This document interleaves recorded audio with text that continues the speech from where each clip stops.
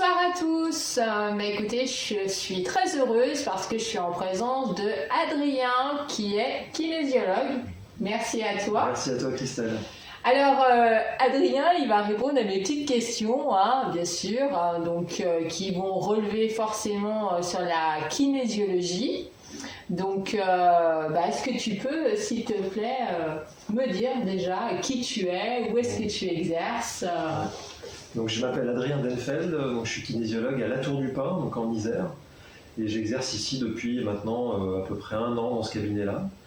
Je suis situé à Saint-Genis-sur-Guiers et j'exerçais avant à Saint-Genis-sur-Guiers. Maintenant, je suis vraiment exclusivement à La Tour du Pin. Voilà, dans un cabinet partagé d'ailleurs, où il fait bon vivre. On est très bien ici. Ouais, et puis pour venir, un ascenseur, des super places pour se garer. Oui, c'est vraiment bien. Et puis c'est un endroit, voilà, c'est facile d'accès, c'est facile à trouver, on est en plein centre. Comme tu dis, il y a des places de parking, il y a un ascenseur pour les personnes âgées, pour les personnes à mobilité réduite. Voilà, et puis c'est un espace qui est comme assez lumineux, assez ouvert, donc c'est très agréable de travailler ici. D'accord. Bon, Ouais. Alors maintenant, je vais forcément lui poser mes super questions sur la kinésiologie.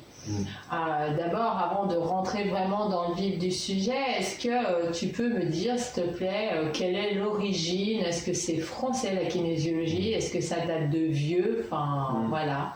Alors, la kinésiologie, elle est née dans les années 60, D'accord. 1960 aux États-Unis. En fait, tout est parti d'un monsieur qui s'appelle George Goodhart, qui à la base était chiropracteur. Donc voilà, une autre pratique de soins ce monsieur a fait des liens en fait entre ce qui travaillait au niveau émotionnel chez ses clients, les postures du corps, la relation avec le tonus musculaire, on va dire, et le lien avec les méridiens de la médecine chinoise.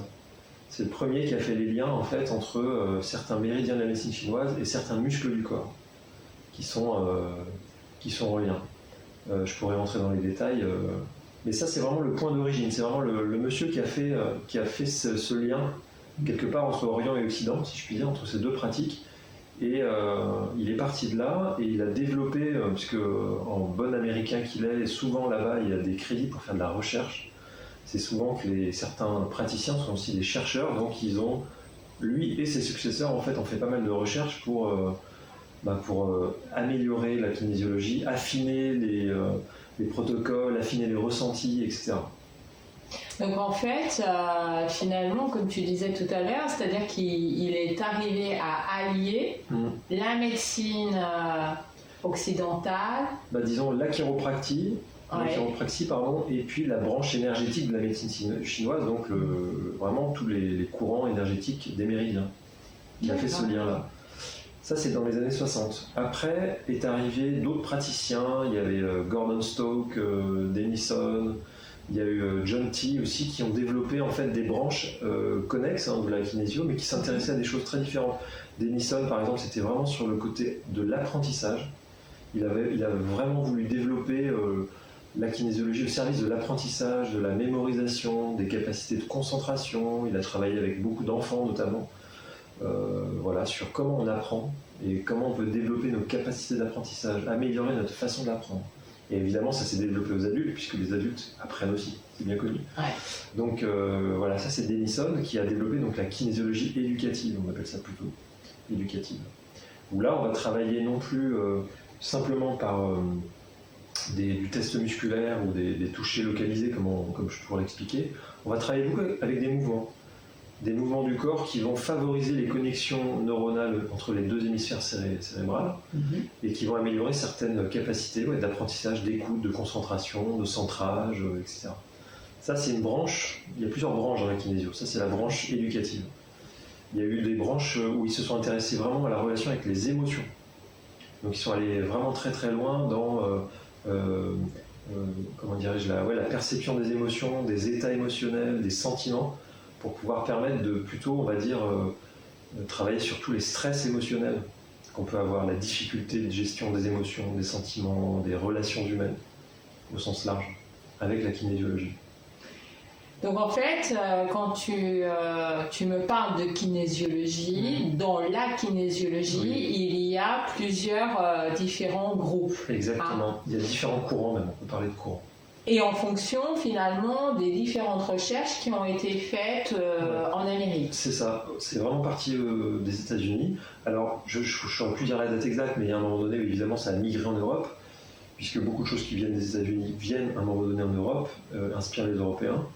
Et je sais qu'aujourd'hui, en Allemagne, notamment en Angleterre, Belgique et Suisse, principalement, c'est 4 pays où il y a eu beaucoup de développement de la kinésio depuis déjà longtemps. C'est des pays dans lesquels il y a des kinésiologues depuis maintenant 30-40 ans facile. Et nous en France ? Et nous en France, c'est un peu plus récent. Il y a des kinésiologues qui ont monté des écoles maintenant, qui ont beaucoup de background, qui se sont formés dans les fin des années 80, années 90 pour ceux que je connais, et qui ont monté leurs écoles. Et depuis lors, il y a pas mal d'écoles qui ont été créées. Et là, il y a de plus en plus de praticiens qui se forment, dont je fais partie. Moi, j'ai été formé il y a quelques années seulement. Mais en France, je pense qu'à la louche, on pourrait dire que ça fait une trentaine d'années maintenant que c'est présent. Oui, donc c'est récent. C'est récent, oui, bien sûr. Ouais, mais la kinésiologie est plus vieille. Comme je dis, ça date vraiment des années 1960. Et on parle de pratique intégrative parce qu'au fur et à mesure de son parcours, en fait, elle va intégrer des éléments d'autres pratiques. Un peu de médecine chinoise, il y a eu un peu de PNL pour le courant vraiment plus émotionnel. Il y a eu tout un courant plus énergétique, justement, où on va travailler sur des corps subtils, tout l'aspect vraiment plus énergétique qu'on retrouve dans certains magnétiseurs, etc. On va travailler sur les auras, sur les chakras, etc. Oui. Voilà. Donc il y a plusieurs courants. Et aujourd'hui, tous ces courants sont présents dans la kinésiologie. Et ma foi, chaque praticien après utilise un peu les ressources qui lui sont propres, qui lui sont chères. D'accord. Donc finalement, qu'est-ce que la kinésiologie ? En tout cas, comment toi tu pratiques la kinésiologie ? Déjà, ce que je peux dire, c'est qu'évidemment, là, j'ai dit ça pour le public. Mais pourquoi je vais voir un kinésiologue en fait ? Ouais. Globalement, comment on peut résumer la chose, c'est que la kinésiologie, elle travaille sur le stress en général. Tous les types de stress. Donc ça peut être du stress émotionnel, ça peut être psychologique. Donc on peut avoir des addictions, on peut avoir des phobies, on peut avoir des obsessions, on peut avoir toutes sortes de choses. On peut avoir du stress vraiment purement physique. Par exemple, on va travailler sur des douleurs résiduelles. D'accord. Quelqu'un qui vient, qui a mal à un endroit et qui, même après une séance de kiné, même après un ostéopathe, et ça continue, la douleur est toujours présente. Même après une opération, par exemple, la douleur continue d'être là et ne s'en va pas. En kinésiologie, on a des protocoles spéciaux qui peuvent aider à prendre conscience de l'utilité de la douleur et la diminuer une fois qu'on a pris conscience de son utilité. Par exemple. Donc le mental, le psychologique, l'émotionnel, le physique, on peut travailler sur l'énergétique. On peut travailler sur le nutritionnel. Il y a toute une branche de la kinésiologie qui travaille sur le stress nutritionnel. Est-ce qu'il y a des carences ? Est-ce qu'il y a des excès ? Est-ce qu'il va manquer de certains oligo-éléments, par exemple ? Est-ce qu'on peut avoir des métaux lourds présents dans le corps qui causent du stress ? Et je précise bien que je parle de stress, c'est-à-dire qu'on ne va pas... on n'est pas médecin, donc on n'a pas du tout la faculté de diagnostiquer des choses. On va travailler sur l'effet stressant ou non de la présence ou de l'absence de choses dans le corps. Émotionnel, mental, physique. On peut travailler sur un côté aussi généalogique. Donc là, les gens vous comprendrez mieux pourquoi on parle de généalogie quand je vais expliquer la mémoire corporelle. Mais on peut remonter sur des stress hérités de l'arbre généalogique, par exemple. Des stress en fait qu'on ne comprend pas forcément, qu'on comprend pas, mais qui nous a été en tout cas véhiculé par d'autres au sein des générations. On appelle ça les héritages familiaux. Ouais. Dans un arbre généalogique, on hérite de choses magnifiques, de force, de dons, de capacités, et on hérite aussi de valise. Et c'est la vie, et c'est comme ça pour tout le monde, à plus ou moins de niveaux, et parfois il y a des stress effectivement qui nous dépassent. Je comprends pas pourquoi, mais toutes les femmes que je connais dans mon arbre généalogique ont de l'eczéma, ont ceci, cela, et pourquoi ? Voilà. Et donc on va essayer de comprendre d'où vient ce stress, ou au moins de changer de schéma, de changer de croyance, parce que parfois c'est souvent associé à un schéma ou une croyance. Et petite incise aussi, c'est que tout type de stress en fait provient d'une réaction du corps à son environnement, et le corps va toujours réagir dans le but de se maintenir en vie. Donc ça peut paraître contre-intuitif, mais en fait, même quand on a une sensation désagréable de stress, même un stress généalogique qu'on ne comprend pas, il a une utilité pour notre survie dans notre vie là, à ce moment-là. D'accord, à l'instant présent. À l'instant présent, il y a une utilité. Et ça a probablement eu une utilité après dans l'arbre. Voilà, pourquoi j'ai des problèmes de peau, ou pourquoi, je ne sais pas, pourquoi il y a de la fertilité, ou pourquoi tous les hommes dans la famille ont peur de conduire. Je ne sais pas, j'invente des choses, mais Mais ça, des exemples. C'est des exemples qui sont parlants, que je retrouve souvent en séance, mais à chaque fois je dis aux gens, mais ça a une utilité quelque part. Ça peut paraître bizarre, c'est pas agréable à ressentir. On a envie de changer, on a envie de dépasser ça, de dépasser cette croyance, ce schéma, mais quelque part ça a une utilité. Donc tu me posais la question, comment je pratique la kinésiologie? En plus de travailler sur le stress en général, j'essaie de faire prendre conscience à la personne de ce qui se passe pour elle et quelle est l'utilité pour elle. Qu'est-ce qui a été utile en tout cas avec ce fonctionnement-là jusqu'à présent? D'accord. Parce que, ce qu'il a arrangé en fait finalement en quoi ce mécanisme lui a permis de rester en vie, de se maintenir en vie. Je prends un exemple tout bête. Mettons que je fasse une chute à vélo à 4 ans par exemple. Je tombe de mon vélo. C'est très traumatisant, je me fais mal, j'ai eu très peur, j'ai honte parce qu'en fait je ne me sens pas un bon cycliste vis-à-vis des autres, donc je me sens dévalorisé, enfin il y a tout un tas c'est un millefeuille à chaque fois. Et du coup il s'avère que j'ai peur de rouler à vélo pendant tant d'années. Ça me sert à quoi c'est qu'en fait quelque part, peut-être que j'ai eu peur de mourir en tombant à vélo. Donc si je ne remonte pas sur un vélo, je reste en vie. D'accord. Donc c'est une phobie, mais qui m'est utile parce qu'elle me sert à rester en vie. Et un jour va arriver où en fait le temps passe, j'ai envie de faire du vélo avec des amis, et je me dis je veux faire du vélo, mais je sens qu'il y a quelque chose qui bloque en moi. Pourtant consciemment j'ai cette envie, je peux mesurer les risques du vélo. Je sais qu'on peut tomber, mais je sais aussi qu'on peut rouler en sécurité, j'ai mûri, je suis adulte, etc. Comment je fais pour dépasser ça? Vous voyez, donc là il y a consciemment il y a quelque chose il y a une volonté de faire du vélo. Mais en dessous, il y a quelque chose qui me bloque. Donc l'idée, c'est comment je dépasse ça, et surtout, pour le dépasser, comment je comprends à quoi ça m'a été utile jusqu'à présent. Si je comprends qu'en fait, je peux faire du vélo en toute sécurité, je peux rester en vie tout en faisant du vélo, j'aurai plus peur de mourir en faisant du vélo, donc je vais pouvoir faire du vélo. D'accord. En fait, c'est prendre l'élément qui est perturbateur, finalement, qui nous empêche d'avancer, et le convertir plus ou moins en positif. C'est-à-dire, et voilà, c'est comprendre qu'est-ce qui se joue derrière ce que je traverse, ce stress. D'accord. À quoi ça sert? Moi, c'est la question que mon prof, Maurice Pitt, qui dirigeait l'école dans laquelle j'ai été formé à Lyon, qui posait souvent cette question-là, et c'est une question qu'on retrouve beaucoup aussi en toute la sphère du décodage biologique et décodage des maladies, c'est à quoi ça sert? Quelle est l'utilité de ce truc-là? C'est quoi le message? À quoi ça sert? Pourquoi on a réagi et interagi finalement comme ça? Exactement. D'accord. Donc finalement, ma question qui était par rapport à qu'est-ce que la kinésiologie, tu m'as répondu, plus ou moins. Par rapport à...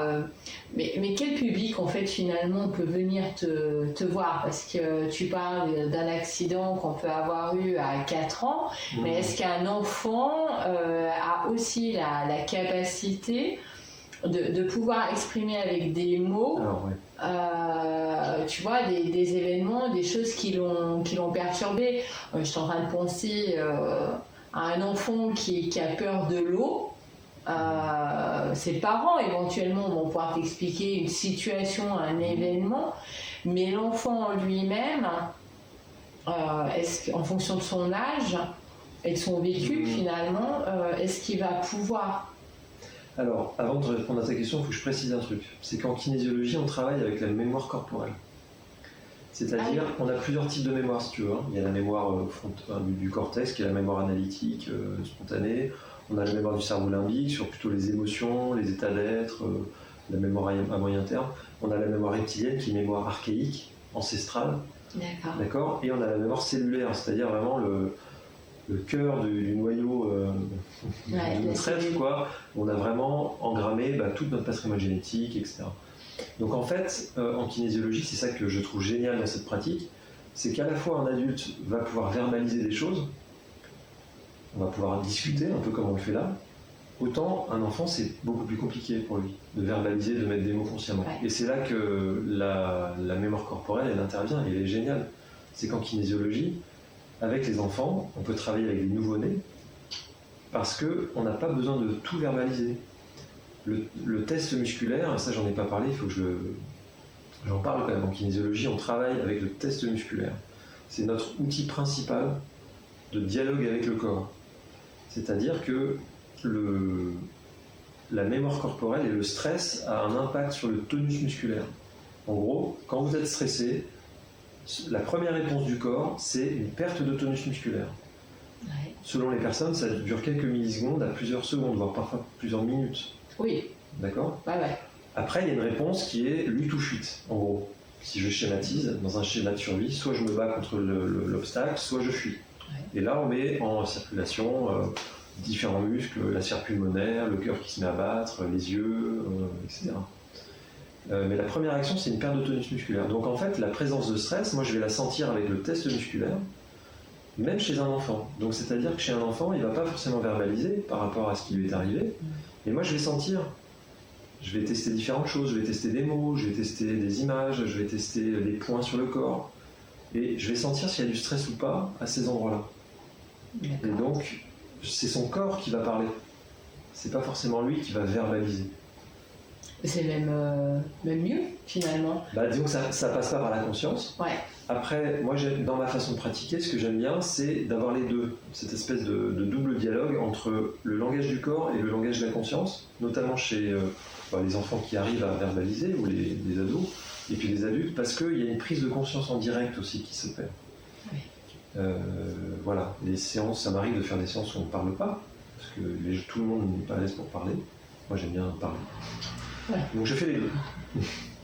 Oui, et puis c'est vrai que, moi qui fais plusieurs pratiques dans mes différents soins, c'est vrai que de poser des mots MOT sur des mots, des ressentis, ça contribue aussi énormément, c'est-à-dire à mettre ce qui est de l'inconscient au conscient.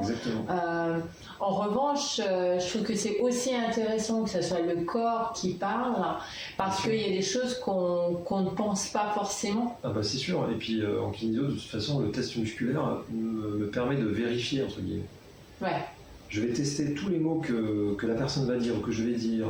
L'objectif de la séance, par exemple, on va le tester, on va vérifier que c'est bien celui-là. Est-ce que c'est le bon objectif pour la personne aujourd'hui ? Est-ce que c'est bien ce mot-là ? Parfois, ça m'arrive de vérifier que ce soit le bon verbe. Parfois, c'est même, les mots sont pas dans le bon sens. Dans un objectif, une phrase qu'on va formuler pour la séance, parfois il y a 2 adjectifs, il faut permuter le sens des adjectifs. Ça paraît rien comme ça, mais le corps, il a besoin de précision, souvent, comme ça. D'accord. Et donc le test musculaire me permet de vérifier, justement, que ce soit les bons mots qu'on utilise, que ce soit le bon objectif, on est bien dans la bonne direction. C'est vraiment notre baromètre, notre boussole, le test. Bien. Ouais. Et le test, alors parce que là, depuis tout à l'heure, tu le montres ici, alors, mais il y a ailleurs, parce qu'il y avait la derrière tout à l'heure, il y avait là-dessus, alors dis-moi, il y a plein de choses. Quoi. En fait, en gros, il y a les 2 muscles principaux qu'on utilise pour tester en séance. Ça va être celui-là qu'on appelle le brachio-radial, qui est là, on va tester comme ça. Voilà. On peut tester aussi le deltoïde antérieur, qui est là, donc c'est le bras tendu comme ça. Voilà. Mais on va tester plein d'autres choses. Par exemple, tout à l'heure on parlait de la kinésiologie, des différents courants. Il y a un courant qui est très connu, que je pratique beaucoup, qui est vraiment aussi un socle très important, qui s'appelle le Touch for Health, la santé par le toucher, qui a été créé par John T aux États-Unis dans les années 70. Là, on va tester plein de muscles différents sur le corps, et chaque muscle est en relation avec un méridien de la médecine chinoise. Donc techniquement, on va tester au moins 14 muscles différents. Donc des muscles des bras, des muscles des jambes, des pieds, parfois du cou, etc. Il y a plein de muscles différents. Ça va nous renseigner sur l'état énergétique des méridiens. Est-ce qu'il n'y a pas assez d'énergie, est-ce qu'il y a trop d'énergie dans les méridiens? Et on va voir de quelle manière le corps a besoin de réguler ça. Mais ce test-là, que je fais là depuis tout à l'heure, ou celui-là, c'est vraiment notre outil principal. On l'utilise pendant toute la séance. Il nous sert à savoir de quoi le corps a besoin, quel type d'outils on va utiliser pour équilibrer, est-ce qu'il y a besoin de masser des points, est-ce qu'il y a besoin de tenir des points à certains endroits, est-ce qu'il y a, voilà, c'est vraiment notre outil principal. Donc finalement, tu as besoin d'une sacrée sensibilité au niveau des doigts, toi. Enfin, ou c'est la pression. C'est la pression, principalement. Ouais. C'est la pression. Ouais, c'est la pression. Et la réaction en fait du muscle. Exactement. Qui va faire que tel stress ou telle situation fait qu'aujourd'hui, ça a besoin d'être libéré et lâché. Exactement. On va sentir là, le relâchement ou le tonus musculaire. On va sentir aussi, selon les personnes, on n'a pas tous la même réaction. Donc il y a des personnes qui vont tester, on va dire de manière très légère. La différence entre un muscle tonique et un muscle relâché est très mince. Il y a des gens chez qui c'est très évident, on va tester, c'est très très fort, et quand ça lâche complètement. Ouais. Donc il y a aussi, en kinésio, on apprend à ressentir et à avoir un toucher subtil pour vraiment ressentir le test de cette façon-là, avec toutes les différences qu'il peut y avoir chez tous les êtres humains. Et puis là, tu me parlais des enfants, des nourrissons, oui. Mais finalement, tu peux, grâce à cette pratique, le faire aussi avec des personnes qui ont des soucis d'élocution, enfin, je veux dire, pour te verbaliser les choses. Je pensais notamment aux personnes arrivées d'un certain âge où verbaliser n'est pas forcément évident.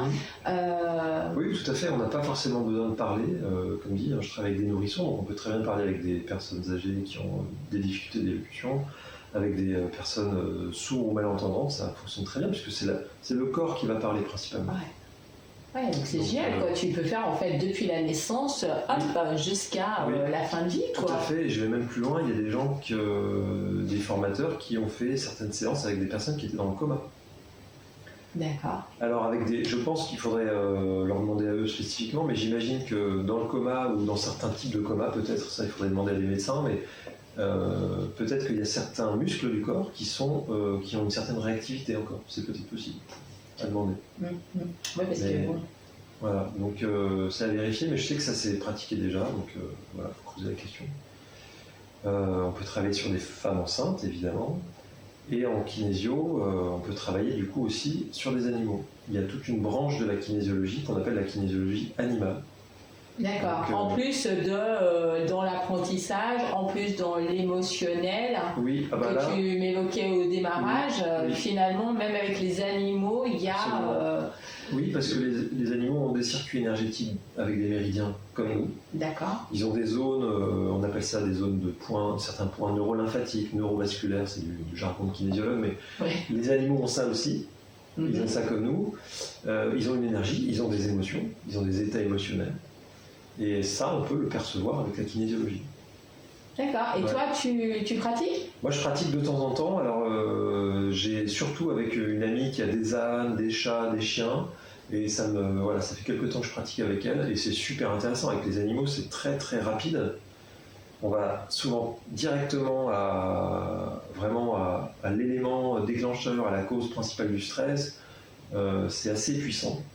Et oui, c'est très fluide avec les animaux, je trouve. D'accord. Donc si par exemple mon chat, je le trouve stressé, je peux t'appeler demain, quoi. Ouais.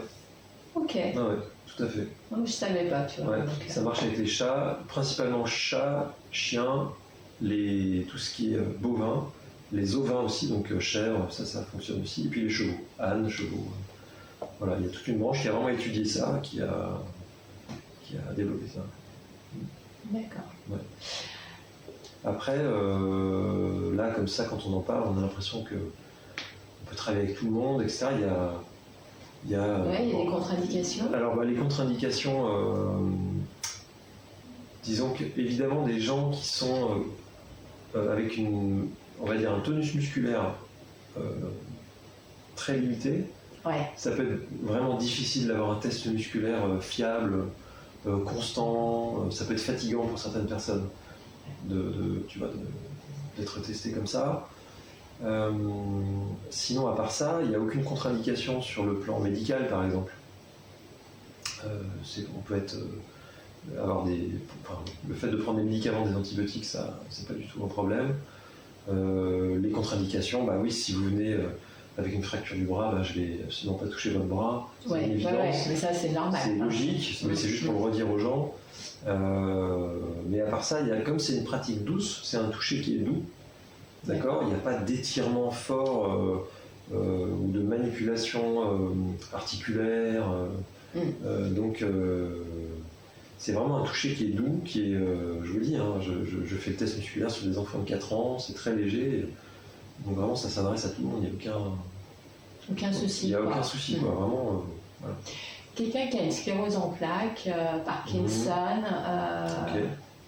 Alors dans ces cas-là, comme on a plein de muscles sur le corps, pour ce qui est de Parkinson en général, selon les muscles et les membres qui sont vibrants et tremblants, on va poser la question au corps si on peut travailler avec d'autres muscles.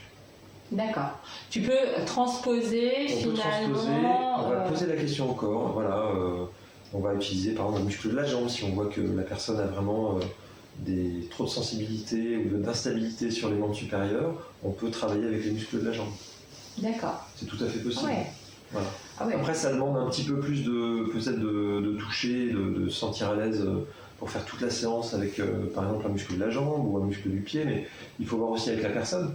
Est-ce qu'elle fatigue plus vite ou pas? Est-ce que c'est confortable pour elle, etc. aussi. Ça, c'est important. Donc ça, c'est vraiment au cas par cas. D'accord. Les scléroses en plaques, ma foi, ça dépendra vraiment de ce que la personne est en phase de pousser ou pas, est-ce que c'est douloureux ou pas. Ça dépendra vraiment de chacun. Oui, du degré. Du degré, oui, exactement. Du degré d'avancement, c'est sûr. Ouais. C'est sûr. Donc si moi, par exemple, je viens te voir demain. La séance se déroule en 2 phases, finalement. Oui. Une première où tu vas m'interroger, ça serait une discussion, la raison de mon stress, hop, déclenchement sur du positif. Tu vas vérifier sur mon magnifique corps si c'est valable ou pas, ou ce que je suis en train de te dire verbalement, mon corps ne réagit pas, ou veut te donner d'autres infos. Oui, c'est ça. On peut aller plus loin. On parle souvent d'entre objectifs explicites de la personne. Moi, ce que je voudrais, c'est ça. Et puisque, en fait, l'objectif implicite, c'est que de manière sous-jacente, le corps a vraiment besoin. Souvent, c'est assez proche. Mais parfois, il y a des mots précis, il y a quelque chose qui a une autre tonalité, on va un peu plus en profondeur. C'est à ça que ça sert, de parler avec le corps. En gros, on pourrait même dire qu'il y a presque 3 phases, si tu veux. Il y a le début, un peu l'anamnèse, c'est-à-dire la personne expose la raison de sa venue. Ensuite, on passe un temps, je propose à la personne de s'allonger sur la table, et là, on appelle ça recruter le stress en kinésio. La personne va me dire tout ce qui s'est passé. Mais du coup, je vais regarder sur plein de niveaux. Par exemple, physiquement, qu'est-ce qui se passe dans son corps quand elle repense à l'événement stressant, par exemple? Est-ce qu'il y a une sensation? Et ce qu'on fait, c'est qu'en fait, on va ancrer tout ça. On va garder, comme si on gardait en mémoire pour le temps de la séance, tous les stress qui se sont accumulés par rapport à l'événement. Parce que quand il y a un événement, comme je te montrais tout à l'heure avec le vélo, il y a plein d'éléments stressants. En fait, il n'y a pas que la chute, il se passe plein de choses. Donc, le stress physique, qu'est-ce qui s'est passé au niveau mental? Qu'est-ce qu'elle s'est dit quand il s'est passé ça? Qu'est-ce qu'elle a ressenti d'un point de vue émotionnel? Est-ce que ça a modifié quelque chose sur son comportement? Qu'est-ce qui s'est passé socialement, etc. On va vraiment faire la liste de tout ce qui a été stressant, souvent de manière chronologique. Par exemple, je reprends la chute à vélo, chronologiquement, je sors de chez moi avec mon vélo, il pleut, d'accord, petit stress, tiens il pleut, ça me crée un peu d'anxiété, je roule, il y a beaucoup de voitures, ok, voiture, ça c'est stressant peut-être pour la personne, etc. On va prendre tous les éléments de l'histoire en fait. On fait un petit paquet, tout ça c'est une boule de stress, tout ça c'est le stress, ça c'est la deuxième phase. Troisième phase, tac, on procède à l'équilibration. C'est-à-dire que tout ça, on va comme le nettoyer, on va le rééquilibrer. Parce que tu parles de positif, de changement positif, pour pouvoir ensuite que la personne comprenne et intègre un autre changement et qu'elle puisse aller vers son objectif. Par exemple, je fais du vélo en toute sécurité. Et il t'est arrivé déjà qu'une personne vient pour tel ou tel stress et que finalement, en fait, en parlant avec le corps, toi, en tant que professionnel, tu vas, avec tes mots et la réaction des muscles, trouver autre chose, en fait. Oui, alors souvent c'est ça, c'est-à-dire que je reprends exactement mon petit exemple du vélo, parce que c'est exactement ça. La personne vient pour, je suis tombé à vélo, j'ai eu super peur, elle est stressée. Ouais. Ce qui se passe, c'est qu'en fait, derrière, souvent il y a d'autres enjeux en fait. Ouais, derrière cet événement, il y a d'autres enjeux. C'est en fait, ça réveille en elle, tiens, est-ce que je peux me faire confiance ? Est-ce que je suis quelqu'un qui a de la valeur ? Est-ce que, en fait, c'est quoi la mort pour moi, etc. Il y a beaucoup d'autres questions qui sont des questions beaucoup plus grandes, en fait. Et c'est tout aussi important. Et tout aussi importante. Et souvent, évidemment, ça vient, en fait, c'est pas que ça vient en plus de la thématique. Et ça, évidemment, j'en parle à la personne. Et je lui dis, parce que je verbalise tout ce qui vient en séance, je le verbalise. D'accord. On dit voilà, là je sens ça, là je tombe sur ce mot-là, ça vous parle ça, ce mot ? Il y a ça qui sort comme mot. Tiens, non, c'est bizarre, je comprends pas. Alors parfois, si les gens sont un peu interloqués, ils savent pas trop, ou alors, mais oui, ça me parle vraiment. Et on sent que là, on est rentré dans quelque chose de plus profond. Là, la personne, on sent qu'on touche quelque chose qui est plus fondamental. Et souvent, il y a une réaction, il y a un souffle, il y a quelque chose, quoi. Il y a, une énergie. Il y a une énergie différente et on sent vraiment qu'on va dans quelque chose qui est plus en profondeur. Quoi. Et puis qui va vraiment sortir. Exactement. Oui, ça sort et puis en fait on arrive à une forme de vérité en fait pour la personne. Ouais. D'accord. Et je suis curieuse, mais finalement, quand on vient te voir, on fait une séance, mais c'est qu'à la fin de la séance qu'on sait si finalement on aura besoin d'une autre séance. Exactement, ouais. C'est-à-dire qu'il y a des gens, on sent qu'en une séance, on a fait le tour de la question, et puis les gens se sentent... on a vraiment fait le tour. On dit souvent en kinésio qu'il faut, c'est souvent dans plein de pratiques d'ailleurs, qu'il faut à peu près laisser au moins 3 semaines. 21 jours, c'est un cycle 21-28 jours, c'est un cycle naturel, ça vient du cycle de reproduction de certaines cellules. Voilà. Parfois, ça suffit pas. Parce que justement, on vient pour un sujet. Mais il y en a d'autres à traiter. Mais il y a ça et ça qui sortent en plus. Ouais. On n'a pas pu traiter les 3. Donc on va faire une séance, déjà deuxième séance pour vérifier si le premier sujet, est-ce que c'est ok, est-ce qu'on a fait le tour de la question, comment vous vivez le truc, est-ce que ça va mieux depuis, comment ça s'est résolu, etc. Bon, puis vous vous rappelez, il y avait ça qui était sorti et ça. Et là, on peut travailler sur un deuxième sujet. D'accord. Mais à nouveau, c'est comme on travaille avec le test musculaire, c'est vraiment le corps de la personne qui va me dire ça. Qui va me dire, voilà, est-ce qu'il y a besoin d'une autre séance ou est-ce qu'il y a besoin d'approfondir cette thématique-là ? Ou tiens, j'ai vu qu'il y avait ça qui était sorti, il y a encore un peu de stress là-dessus, là, il faut prendre le temps de faire une séance complète là-dessus. Donc... Est-ce que, à l'heure d'aujourd'hui, la kinésiologie, c'est quand même un soin que moi je considère de bien-être dans le développement personnel, mais tu m'as parlé tout à l'heure de finalement avec les méridiens, voilà. Est-ce que c'est considéré en médecine douce, c'est-à-dire ce que j'appelle moi médecine douce, avec des forfaits de remboursement éventuels par mutuelle ou comme la réflexologie, comme... Alors, il y a certaines mutuelles qui font rentrer la kinésiologie dans leur... ils ont une sorte de bouquet bien-être ou soins médecine complémentaire et ce genre de trucs. Donc oui, ça rentre chez certaines mutuelles. C'est assimilé maintenant chez pas mal d'assureurs et de mutuelles comme étant faisant partie des médecines complémentaires. D'accord. Médecine bien-être. Ouais. Et pour finir dans mes magnifiques questions, tu as fait cette formation à Lyon. Oui. Et ça a duré combien de temps? Alors j'ai fait ça moi sur à peu près 2 ans. D'accord. Voilà, sachant que c'est des formations, souvent, moi j'étais en reconversion professionnelle comme pas mal de gens, donc c'est souvent des modules. Donc c'est un peu à la carte. Ok. Voilà. Moi la formation elle a duré à peu près 2 ans, j'ai fait 850 heures de formation. Ah ouais, quand même. Voilà. Sur 2 ans. Sur 2 ans. Ouais. C'est validé par des études de cas, comme de la pratique évidemment, beaucoup de pratique, et puis on est validé sur chaque type de kinésiologie, la kinésiologie éducative, le touch for health, la physio-kinésio, tous les grands courants, on étudie tous les grands courants de la kinésio, et on est validé sur chaque courant de kinésiologie pour pouvoir ensuite avoir son petit diplôme. Et donc moi j'ai fait ça sur 2 ans, 850 heures, et voilà. Et donc si tu as un diplôme, il y a un endroit où, si par exemple, là pour l'instant je suis à la Tour du Pin, ouais. Mais imaginons, demain je déménage, je vais en Bretagne, il y a un listing, un cadre, tu sais, de nos jours on entend souvent parler des grands mots, mais où est-ce que je peux vérifier finalement que quand tu me dis que tu es kinésiologue, c'est vrai quoi.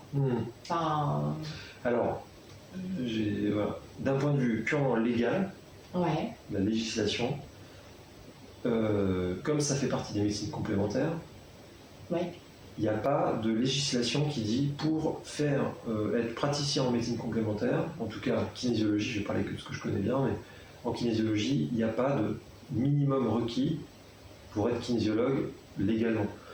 Concrètement, je peux faire un week-end de formation de kinésio et ouvrir mon cabinet. Ça peut être dangereux. Au niveau de la loi, rien ne me l'empêche. D'accord. Bon, voilà. Cela dit, la kinésiologie, elle est bien représentée. On a des syndicats desquels on peut adhérer sous couvert d'avoir eu au moins 600 heures de formation.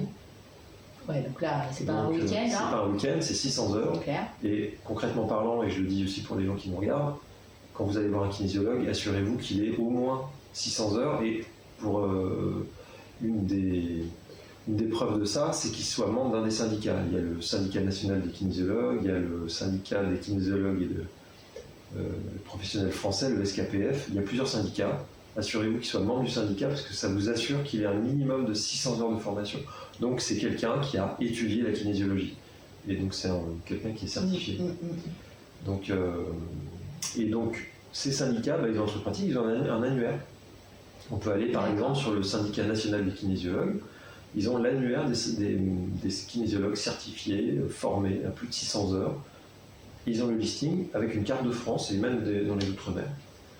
Et voilà. Donc ça c'est très pratique. Voilà, moi je suis dessus et on est plein dessus. Mais oui, ça c'est important de le dire parce que comme les gens, comment tu fais pour choisir? Finalement, les syndicats, c'est un bon moyen d'être déjà représenté et d'assurer au public du sérieux, de la compétence et de la formation continue aussi. Parce que, non, et puis entre nous, c'est important. Entre nous, Adrien, toi qui regardes la vidéo, le stress c'est quand même quelque chose à l'ordre d'aujourd'hui qui est très important. Et des personnes qui se disent professionnelles, c'est le premier mot qu'ils utilisent. Généralement, viens vers moi pour débloquer ton stress. Je me dis, t'es déjà un peu, finalement, avec ton stress un peu perdu. Si c'est pour tomber encore sur quelqu'un qui se dit professionnel, mais qui finalement, c'est pour ça que je te demande s'il y a, s'il y a effectivement une possibilité de vérifier pour nous. Parce que le stress, c'est quand même une des grosses parties donnantes de ta profession. Et je me dis, quand on est stressé, dès qu'on nous dit le nom d'une personne, on a forcément envie d'y aller pour enlever le stress. Ouais, bien sûr. Et c'est là où les pièges et les mauvaises manipulations, parce que ça peut avoir des conséquences finalement. Ça peut avoir des conséquences, et puis il y a aussi, je remarque qu'il y a pas mal de praticiens qui mettent en plus leur pratique, kinésiologie par exemple. Et c'est super, il y a des gens qui sont vraiment kinésiologues aussi, il y a des naturopathes kinésiologues qui se sont vraiment formés, donc c'est ok. Et parfois, il y a des praticiens qui mettent kinésiologue ou kinésiologie simplement parce qu'ils ont appris à utiliser le test musculaire. Pour vérifier, pour poser des questions au corps, pour dire tiens, est-ce que la personne pourrait avoir besoin de tel ou tel produit par exemple, ou de telle ou telle chose. C'est pas parce qu'on fait du test musculaire qu'on est kinésiologue. C'est comme si je vous disais, c'est pas parce que vous savez utiliser une clé à molette que vous êtes garagiste. D'accord ? Le test musculaire, c'est l'outil principal du kinésiologue, mais la kinésiologie ne se réduit pas au test musculaire, ça c'est très important. Et pour le public, quand vous allez voir un kinésiologue, si vous ne savez pas, allez regarder, alors, soit vous trouvez son contact via un des sites du syndicat, ça vous assure qu'il a une bonne formation, ou alors tout simplement demandez-lui son pédigré. Assurez-vous, où avez-vous formé, combien d'heures de formation, c'est complètement légitime de poser cette question quand on va chez quelqu'un, comme tu dis, qu'on a tout son stress et qu'on veut avoir quelqu'un de confiance. C'est tout à fait normal. Et suite à ce que tu viens de dire, on découle forcément une autre question. Si je viens te voir, est-ce qu'il peut m'arriver que tu me conseilles d'utiliser tel ou tel produit ou tel ou tel... tu sais, tu parlais aussi du stress par rapport à l'alimentation. Oui, absolument. Moi, il m'est déjà arrivé, qu'on m'ait dit les produits laitiers, ton corps les aime pas. Toi, t'adores les avaler, mais lui, il les refuse. Est-ce que toi aussi, tu peux savoir à travers mes cellules finalement ce qui peut engendrer ou contribuer finalement à ma part de stress en me disant voilà. Alors il y a deux choses. Déjà, comme je suis pas médecin, je peux pas prescrire. Non, donc je ne peux pas dire, je peux conseiller. Ce que je fais toujours, alors déjà la première chose, c'est que je peux tester s'il y a du stress ou pas par rapport à un aliment par exemple. C'est-à-dire que je vais pouvoir mettre, je sais pas, du sucre, du lait, un fruit, n'importe quoi. Je peux voir si ça crée du stress pour toi, pour le corps de la personne. Cela dit, quand on a dit ça, on n'a rien dit. Parce que le stress, il est multifactoriel. Si ça se trouve, la personne stresse avec le lait de vache parce que ça lui rappelle, son corps se rappelle du lait de vache, il y a une empreinte sur la grand-mère qui... la généalogie. Ça peut être la généalogie, ça peut être, en fait, dans mon histoire, le lait de vache, c'est toute mon enfance à l'école et c'est horrible.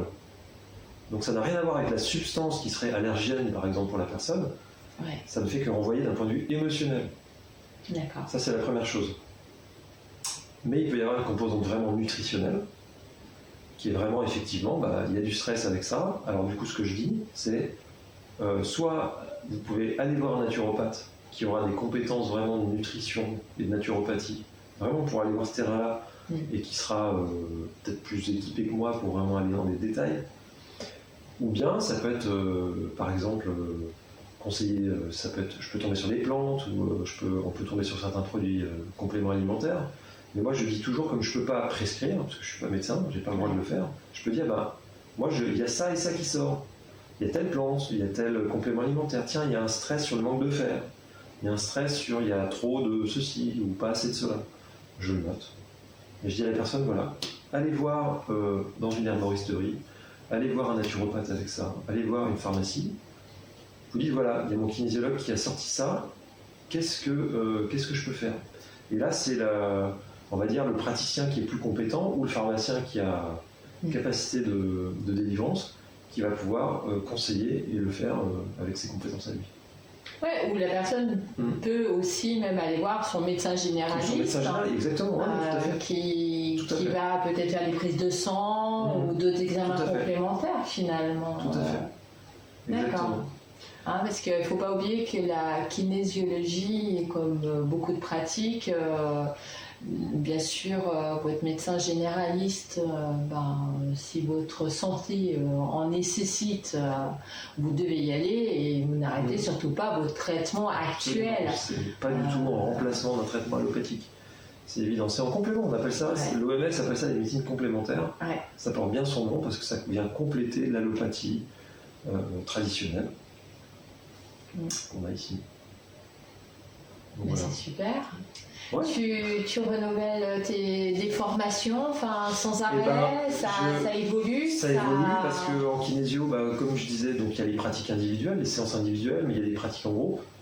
La kinésiologie éducative dont je parlais, tous les mouvements qu'on peut faire pour améliorer l'apprentissage, la confiance en soi, baisser le stress, améliorer l'estime de soi, la communication, la relation, etc. Ça, on peut le faire en collectif. D'accord. Donc, moi, j'aime bien animer ce genre de stage parce que c'est hyper agréable de faire ça à plusieurs. C'est assez ludique en général. Et puis, l'air de rien, avec des mouvements simples. Ouais. En fait, on va contacter des choses qui sont assez profondes. Donc en fait, c'est en atelier, ça. Ça, c'est plutôt un atelier collectif, ouais. Alors après, je propose ça dans différents endroits. Ça dépend un peu des opportunités, des ouvertures. Pour l'instant, j'ai pas d'atelier fixe, tu vois, comme toutes les semaines, etc. Mais j'aimerais bien faire ça un jour. Ouais.